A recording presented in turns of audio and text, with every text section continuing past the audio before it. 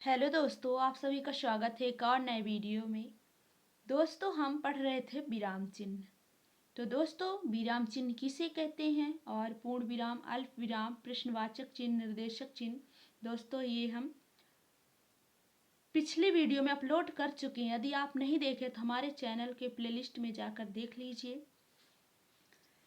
तो आज है 7वां नंबर है उद्धरण चिन्ह। उद्धरण चिन्ह किसे कहते हैं दोस्तों? जब किसी कथन को जैसा का तैसा उद्धृत करना हो तो उद्धरण चिन्ह का प्रयोग करते हैं। जैसे दोस्तों, महापुरुष के विचार जो होते थे दोस्तों, उनको ज्यों का त्यों लिखा जाता था और जब हम उनको ज्यों का त्यों लिखते थे तो डबल इन्वर्टेड कॉमा में बंद करते थे। जैसे, मैंने डॉक्टर वत्स मधुबाला पढ़ी।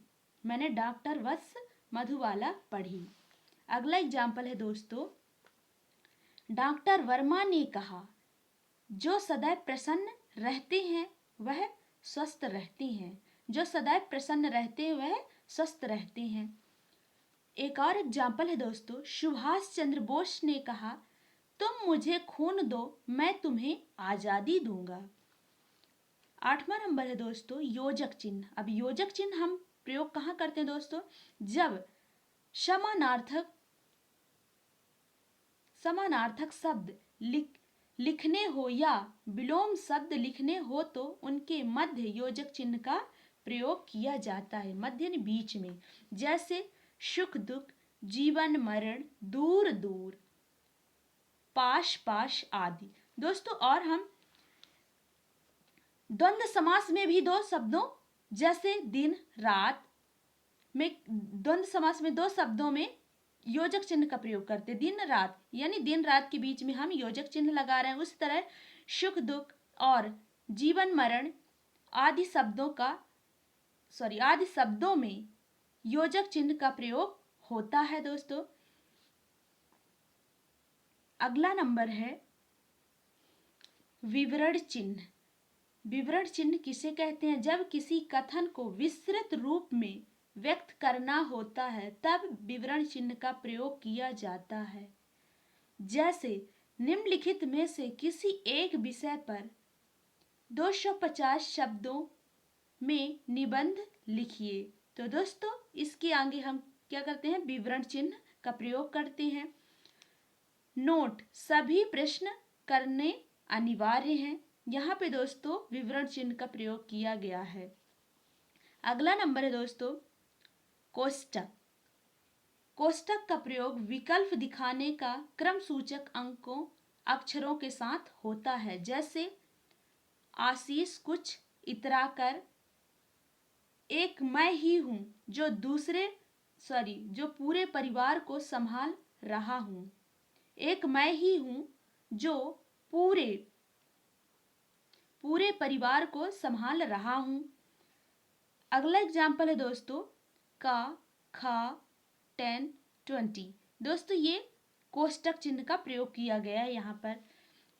अगला नंबर है हमारा लाघव चिन्ह।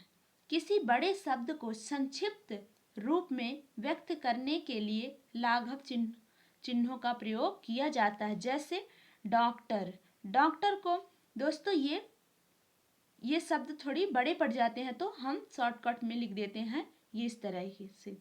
अगला एग्जाम्पल है प्रोफेसर, और मोहम्मद को हम ये ऐसे बना देते हैं। फिर है 12वां नंबर है हंस पद, यानी त्रुटि सूचक चिन्ह होता है दोस्तों। ये वाक्य लिखते समय जब कोई शब्द या अंश छूट जाता है तो इस चिन्ह को लगाकर उसे छूटे हुए शब्द को लिख दिया जाता।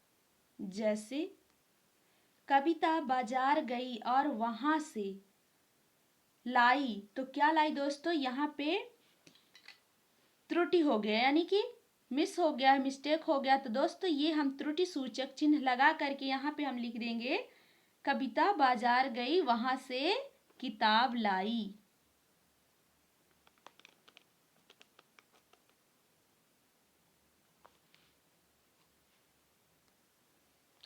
अगला एग्जाम्पल है दोस्तों 26 जनवरी 1950 को हमारा संविधान लागू हुआ। दोस्तों यहाँ पे हम संविधान नहीं लिख पाए, यानी कि त्रुटि हो गया हम, तो यहाँ पे हंस पद चिन्ह का प्रयोग करेंगे। ऐसे ये चिन्ह लगाकर ऊपर लिख देंगे संविधान लागू हुआ।